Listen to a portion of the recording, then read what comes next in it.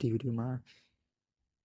ခိုင်းမန်စတာနဲ့ snow effect လေးဘယ်လိုလုပ်ရလဲဆိုတာပြပြပေးတော့မှာဗျ Okay let's go ကျွန်တော်တို့ကကိုလုံးမဲ့ race လေးယူပါဗျ YouTube လာထက်ထုတ်လာပါညာပေါ့အဲ့လိုယူပြီးတော့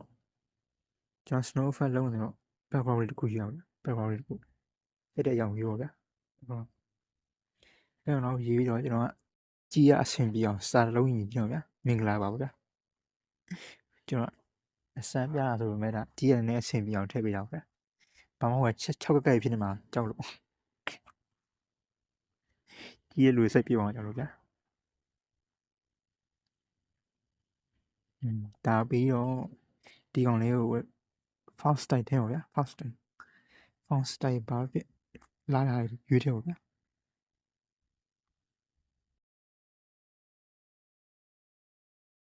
font style လေးထည့်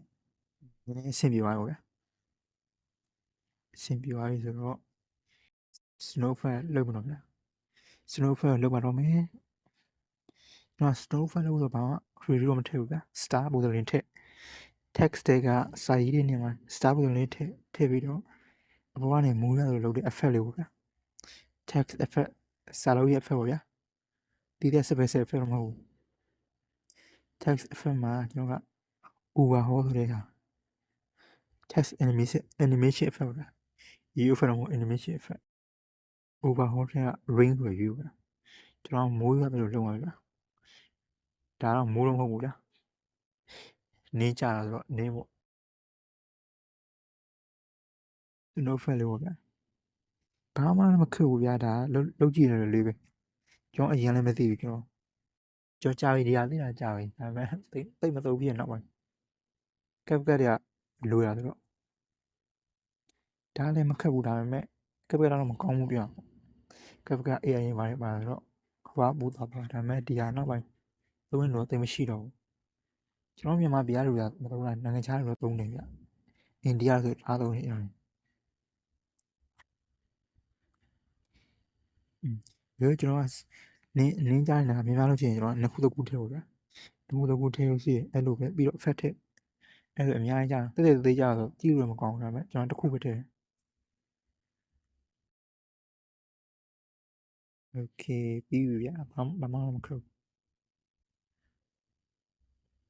အဲ့လိုလေးကြာကျွန်တော်အကြီးတို့သိစင်ပြီးတော့နည်းသေးလေးထားဆင်ပြီး snow effect သေးလေးနင်းစက်လေးသေးကြပြီဗျာ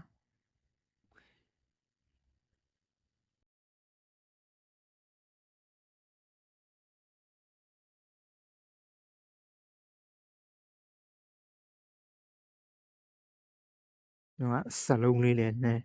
ကြီးလို့ဆင်ပြီးအောင်လုပ်ပြီးအောင်ဗျာကျွန်တော်စလုံးထဲမှာ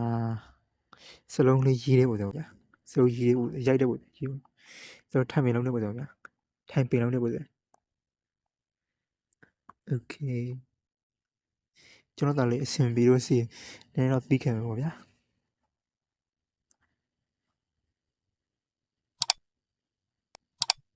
โอเคပြီးပြီဒါပဲ bye bye